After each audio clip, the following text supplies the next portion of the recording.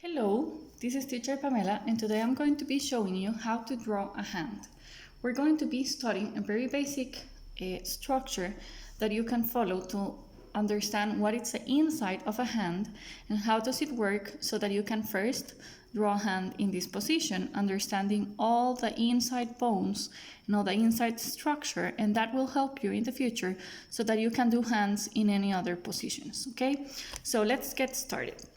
Today you're going to be using an art book or white paper and your pencil. Also, you will have your hand so that you can understand what we're working on, okay? And you can have it as a model.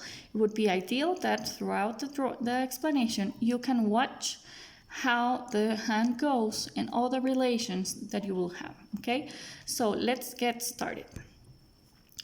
To start, we have to understand that the hand actually has the same measure, more or less, from the very top of this finger up to here, that it's going to be where you have the knuckles, and from the knuckles to the wrist. Okay, so if I divide that in half and check it with the other hand, actually from the fingers to the knuckles that are in here, and that's going to be the wrist, then I have the exact same measure. That means that we can actually draw a rectangle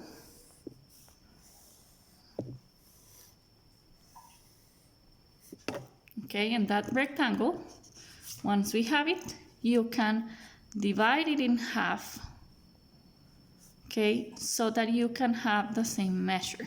I usually do this without a ruler, but what you can do is, you draw a rectangle, you can make a little mark on one of the sides so that you can check which is the measure you think you have, and then you place the tip of your pencil at the very top of the rectangle and you hold your pencil with two fingers in the exact place where you did your mark, and then you move it down. If it measures the same, it means you did it accurately. If not, like in my case, as you can see, the line is a tiny further, so it means I just have to lower the line a little bit so that I can have it correct.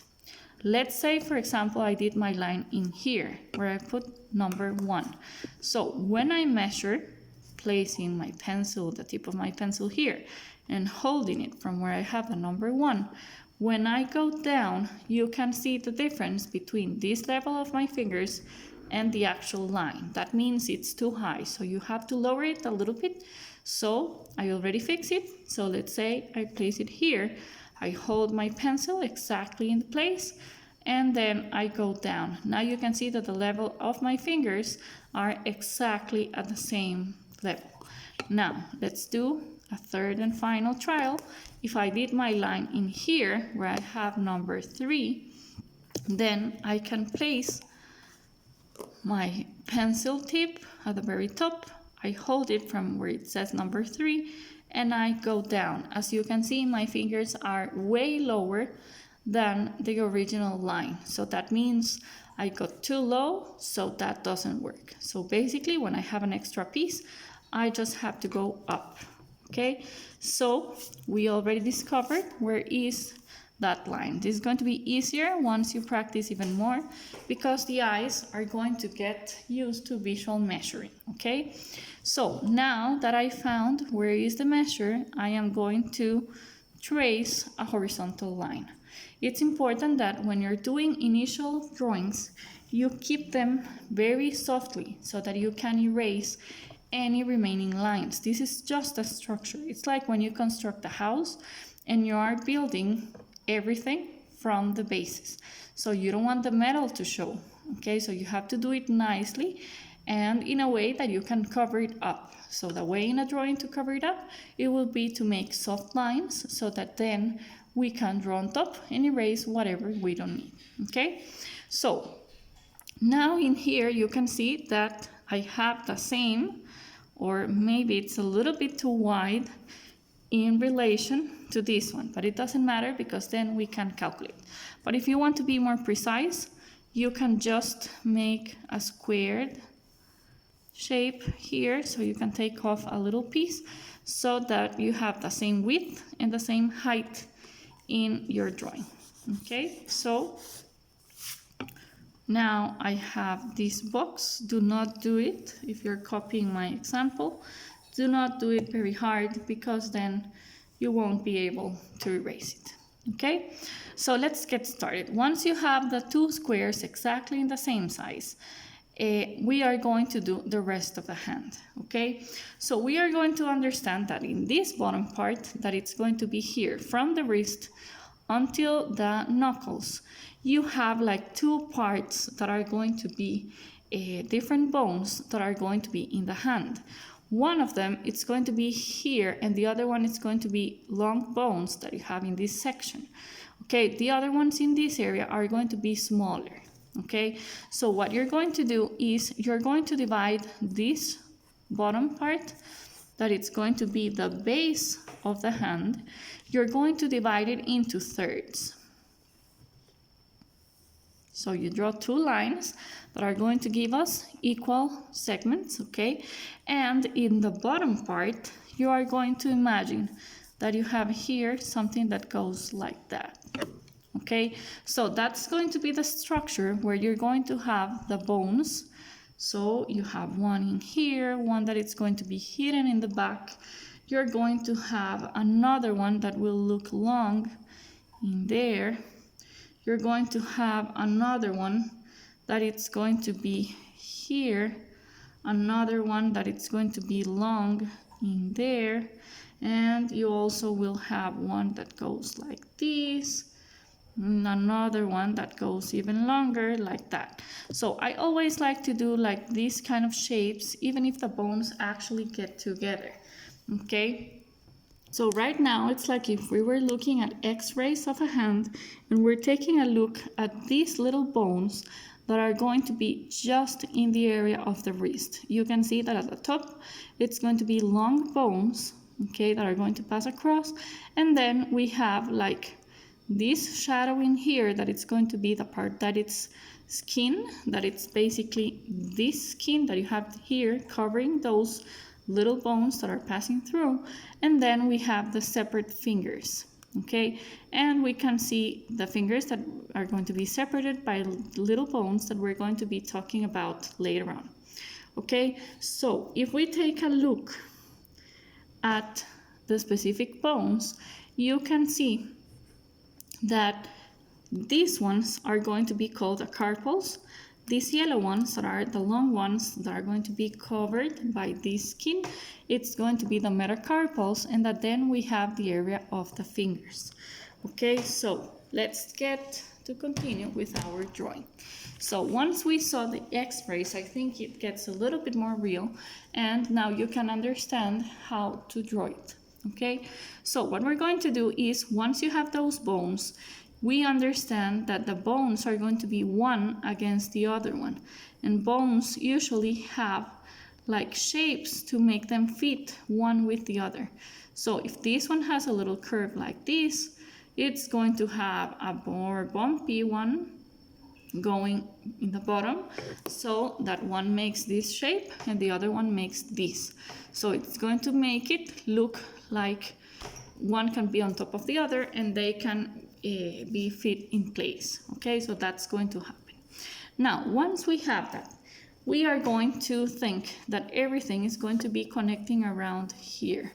Okay, so we're going to do one. I always start with the one in the middle, okay, so I can divide it. Then I am going to do 2, 3, 4 lines. Okay, and I'm going to stop right there. So I'm going to do only 4 because you will see what happens with the thumb. Actually, I am drawing my left hand, which I used to draw, and I am going to be using this one, so my thumb is going to be outside here.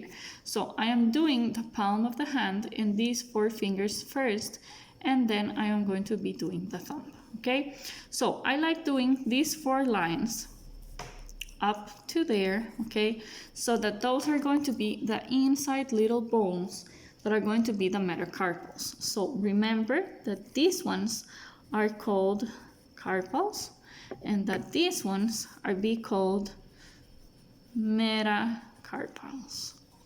Okay, so once we have them, we are going to start building our drawing. So you can see that the knuckles and actually the hand, if I close my fist like this, you can see that there's here like a curve and pointy part. Okay, so I am going to do that curve because actually everybody has it. It's going to be like an inverted U shape that is going to be here. And that's where I'm going to put like a little dot line.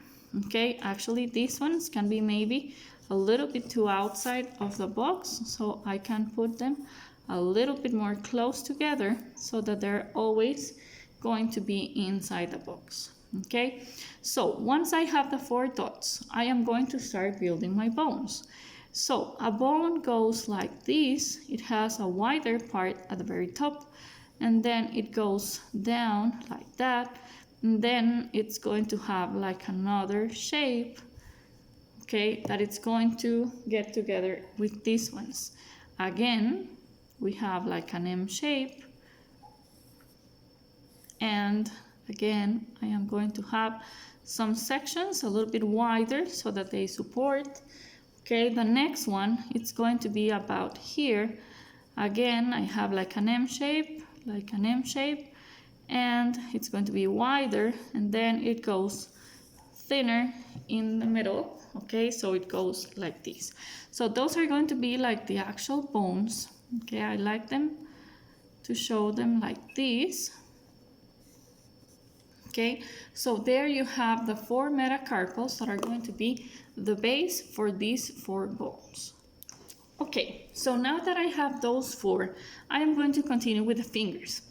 So these knuckles are done or made by the shape of this base of each bone, that it's going to be a little bit thicker. And as you can see and feel in your hand, you have a little space in between each one. So that's going to be this space.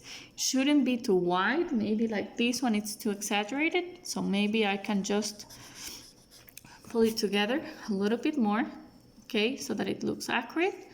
And then I would have my hand, okay? And this bone actually goes smaller there, okay? So that's going to be the base like in here. Okay, so once I have my 4 bones, I am going to continue with the rest of my fingers. So what I'm going to do is I am going to understand the structure. So I could do the fingers up to the end, but it's actually impossible that if I have an entire bone that goes from here until the very top of my finger, that it's going to look all straight, because you can see that some of my fingers are not so straight. This one is a little bit more curved. This one, it's even more like turned, okay? Only considering like those 4. So they will have different shapes, but also for being able to do this, to close your hand and to close your fingers, you need to have separate pieces of bones. So they're actually connected by the tendons, but they are going to allow you to make this movement. But we cannot do the entire structure in one bone at the same time. Okay, so basically you have to think that even if you're doing your hand like this, you need to draw one section, another section, and another section. So the fingers are going to be made by bones that are called phalanges. The phalanges are going to be each of those little bones, okay, that we're going to have in the fingers. So when we talk about the first phalange, the second phalange, the third phalange, it's going to be based on like each one of those little bones. Now you can see that the first one, and I am going to do it with my finger on the side, it's from the knuckle and it goes up to here, and it's way longer than this one. This one is a little bit shorter, and the last one, it's going to be even shorter than the previous 2. Okay, so there's actually a relation that it's going to be like 1 centimeter, for example, 2 centimeters, 3 centimeters. So every time it's going to grow 1 centimeter. So this one between this one, 1 centimeter. This one between this one, it's going to be another centimeter extra. Okay, so how do we translate this into our drawing? We already have the knuckles. So again, I am going to think that I am going to have a line in there. So I am going to start by the middle finger. And I am going to repeat this curvy line that I did in here with the same angle, I am going to repeat it here. So again, if I divide this into one little section, one that it's a little bit longer, and one that it's even longer, I can get 1 centimeter, 2 centimeters, 3 centimeters. So I'm just going to make the lines calculating that every time they grow a little bit, and I am going to do it on the line in the middle finger. Once I have that height, I am going to repeat my curve in the same angle and the curve in the same angle, and again at the end of my box. And that is actually going to be the shape and the height of each phalange.